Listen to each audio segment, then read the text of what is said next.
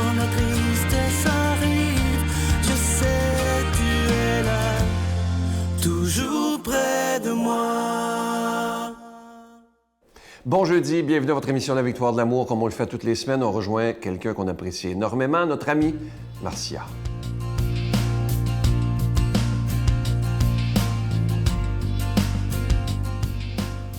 Bonjour tout le monde, bon matin, bon jeudi. Dans quelques jours, ça va être la fête du travail et je veux vous parler, moi, de ma notion du travail. Premièrement, je suis une personne qui, depuis 30 ans, n'a pas vraiment l'impression de travailler, vraiment. Parce que je sais pas que je suis pas normale, mais je suis incapable, moi, d'avoir une routine, puis de travailler de 9 à 5 au même endroit. Peut-être que vous pouvez me dire, bien, moi aussi, je suis incapable, mais j'ai pas le choix. Effectivement, mais moi, j'ai vraiment choisi de vivre une vie peut-être qui pourrait être très, très, très insécurisante pour bien des gens, mais je voulais être libre. Pas libre de ne pas avoir d'obligations, de ne pas avoir de compte à rendre, mais je voulais me garder libre et très disponible pour travailler, être au service de la vie. Ça fait drôle à dire, hein? Mais tu sais, je ne suis pas une religieuse, je ne suis pas rentrée en communauté, mais je suis rentrée, en quelque sorte, quand je suis entrée sur le milieu, sur le marché du travail, c'est comme si j'étais entrée en mission. C'est comme si je m'étais dit, moi, mon travail, je veux qu'il soit aidant. Je veux qu'il serve et ça ne me dérange pas que ce soit à tel poste de télévision ou à telle durée de contrat. C'est comme si, très tôt dans ma vie, j'avais décidé de ne pas m'en faire avec ça, de faire vraiment confiance puis de me dire, je suis sur le payroll de la vie, dans le sens où la vie va vraiment m'apporter les contrats que j'aurai besoin d'avoir, pour gagner ma vie, mais surtout pour contribuer. Alors ça, moi, ça m'a enlevé un énorme poids sur les épaules. Puis là, vous pouvez dire, ben oui, mais hey, celui-là est millionnaire, puis c'est facile de dire ça. Je ne suis pas du tout millionnaire, j'ai des dettes, j'ai jamais eu de pension alimentaire. Il y a des fois où j'en arrachais un peu avec mes enfants, mais il arrivait toujours quelque chose. Fait que c'est une philosophie du travail qui fait que je m'inscris dans un courant qui est celui de la vie et je fais vraiment confiance. Puis souvent, les gens vont me dire « Hey, toi, tu es toujours en train de travailler, puis tu peux pas prendre de vacances sans travailler. » Mais je réponds à ça.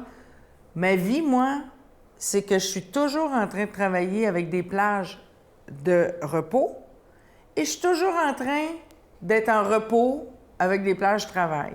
Fait que voyez-vous, ma vie, c'est mon travail, c'est ma vie, mais tout ça comme dans un genre de dynamique qui est vraiment très difficile à décrire. Puis je vous en souhaiterais autant.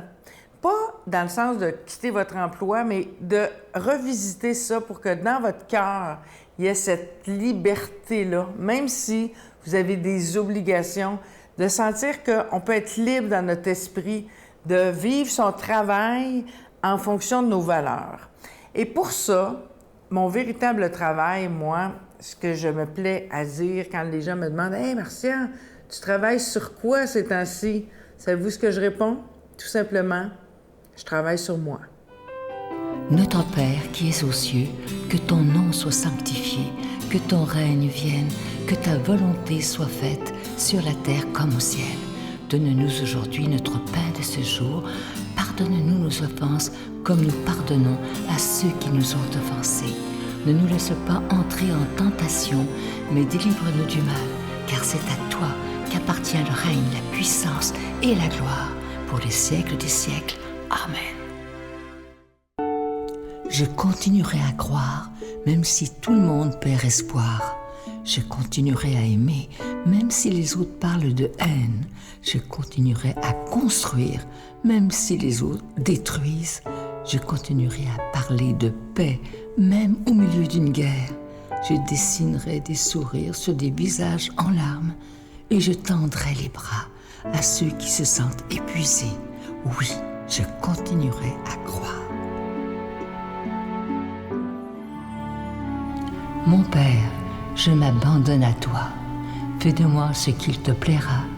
Quoi que tu fasses de moi, Je te remercie. Je suis prête à tout, j'accepte tout, pourvu que ta volonté se fasse en moi, en toutes les créatures. Je ne désire rien d'autre, mon Dieu. Je remets mon âme entre tes mains. Je te la donne, mon Dieu, avec tout l'amour de mon cœur, parce que je t'aime, et que ce m'est un besoin d'amour de me donner, de me remettre entre tes mains, sans mesure, avec une infinie confiance, car tu es mon Père.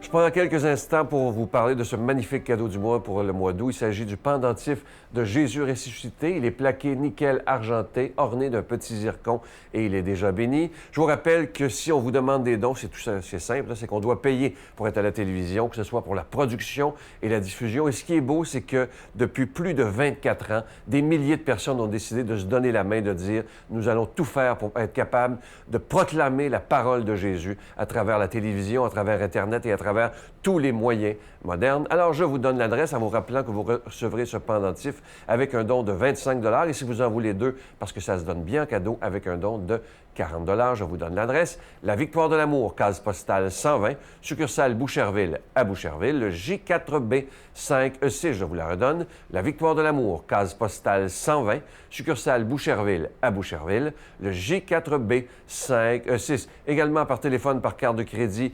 Pour la période estivale, c'est du lundi au jeudi de 8h à 17h dans le 514-523-4433, 523-4433 ou sans frais le 1-888-811-9291, 1-888-811-9291 et aussi sur notre site Internet qui est une façon très rapide, efficace et très sécuritaire de faire votre don. C'est le www.lavictoiredelamour.org. Alors, je vous rappelle le cadeau du mois, le pendentif de Jésus ressuscité. Il est plaqué nickel argenté et orné d'un petit zircon.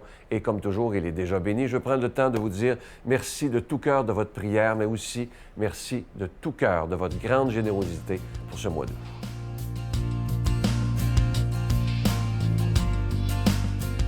Mon Dieu, donnez-moi la sérénité d'accepter les choses que je ne peux changer, le courage de changer les choses que je peux et la sagesse d'en connaître la différence.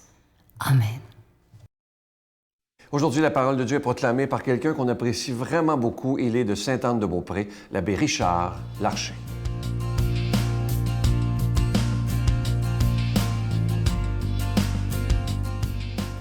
Aujourd'hui, l'Église universelle nous invite à méditer sur le martyre de Saint Jean-Baptiste.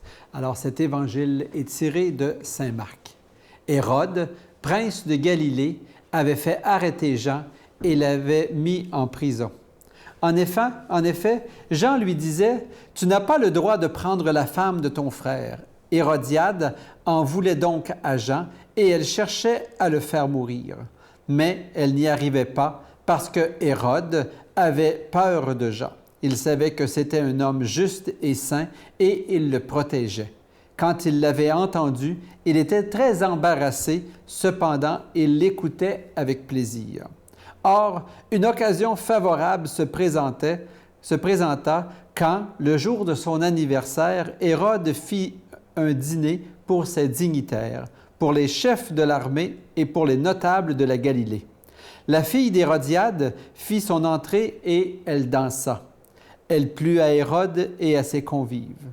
Le roi dit à la jeune fille, « Demande-moi ce que tu veux et je te le donnerai. » Et il lui fit ce serment, « Tout ce que tu me demanderas, je te le donnerai, même si c'est la moitié de mon royaume. » Elle sortit alors pour dire à sa mère, « Qu'est-ce que je vais demander? » Hérodiade répondit, « La tête de Jean, celui qui baptise. » Aussitôt, la jeune fille s'empressa de retourner auprès du roi et lui fit cette demande.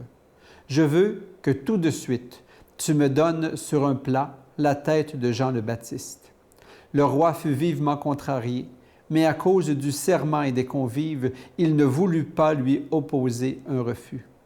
Aussitôt, il envoya un garde avec l'ordre d'apporter la tête de Jean. Le garde s'en alla décapiter Jean dans la prison. Il apporta la tête sur un plat, la donna à la jeune fille, et la jeune fille la donna à sa mère.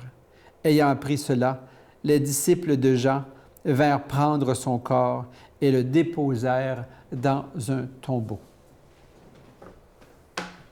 Le mot évangile veut dire bonne nouvelle.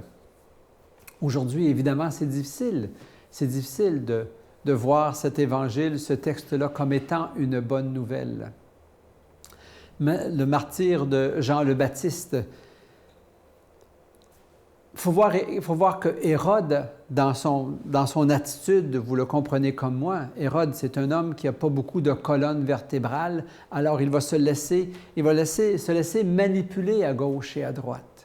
Jean le Baptiste, au contraire, a une colonne vertébrale qui est sans faille. Il est le précurseur. Il est celui qui, déjà, dans le sein de sa mère, Élisabeth, avait frémi, avait jubilé de la salutation de Marie, la Mère de Dieu. Et quand son âme a senti venir l'âme de Jésus qui était dans le sein même de Marie, la Mère de Jésus, il a frémi de joie.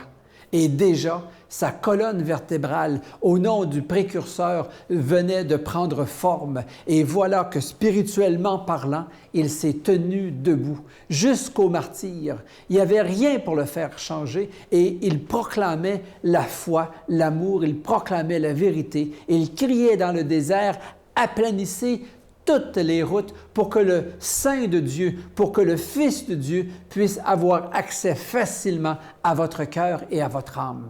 Moi, je vais vous donner un baptême dans l'eau, mais lui qui s'en vient, de qui je n'ai même pas le pouvoir et la dignité de délier le lacet de ses sandales, lui, il va vous baptiser dans l'esprit et dans le feu. » Et plus il va avancer, plus il va se manifester, cet agneau de Dieu, parce que c'est l'expression que Jean le Baptiste va utiliser pour démontrer Jésus qui est là à son baptême. Plus cet agneau de Dieu va avancer vers vous, plus moi, je vais reculer. Plus moi, je vais prendre une place d'humilité et de recul pour faire la place à ce Jésus qui s'en vient. Nous sommes appelés à avoir une colonne vertébrale qui est sans faille, qui se tient debout dans la foi, qui se tient debout dans notre confirmation, qui se tient debout avec l'aide de l'Esprit Saint parce qu'il nous a donné les 7 dons. Ces 7 dons pour être capable d'avoir la force et le courage de faire face à toute persécution, quelle qu'elle soit, même si ça veut dire perdre la tête au sens figuré, mais perdre la tête, perdre la raison, perdre notre réputation de quelque façon que ce soit, mais nous sommes debout, debout dans notre foi, debout dans notre amour, debout avec le Christ qui est là. Et nous sommes, avec Jean le Baptiste, nous sommes des précurseurs pour qu'avec le Christ, nous puissions être aujourd'hui des ressuscités, des sauvés dans le royaume de Dieu qui nous attend les bras ouverts. Alors que ce martyre de Saint Jean-Baptiste ne soit pas nécessairement un événement triste, mais un événement qui permet à Dieu de nous bénir, lui qui est Père, Fils et Esprit Saint. Amen. Je vous salue Marie, pleine de grâce. Le Seigneur est avec vous. Vous êtes bénie entre toutes les femmes, et Jésus, le fruit de vos entrailles, est béni. Sainte Marie, Mère de Dieu, priez pour nous pauvres pécheurs, maintenant et à l'heure de notre mort. Amen. Je vous laisse avec une belle pensée qui dit ceci, c'est tellement vrai, d'ailleurs, écoutez bien. Si je découvre en moi un désir qu'aucune expérience au monde ne puisse satisfaire, l'explication plausible ne serait-elle pas que je suis fait pour un autre monde? Et ça, c'est tellement vrai. Nous ne sommes que de passage. On est en pèlerinage ici avant de retourner à la maison. Bye.